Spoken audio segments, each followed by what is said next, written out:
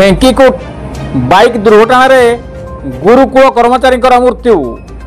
केन्दुझर जिला घटगां थाना ढेंकुट्र संजय कुमार दास नामक जड़े युवक आज दुर्घटना रे मृत्युवरण करछंती।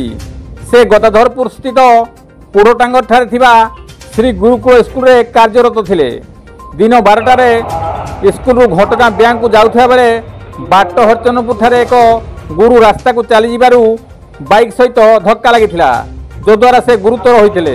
गुरुतर अवस्था प्रथमे घटगां और पर कटक बड़ डाक्तखाना नेवा बाटर जाजपुर जिलार कंटाझरी ठारे मृत्युवरण करिछि।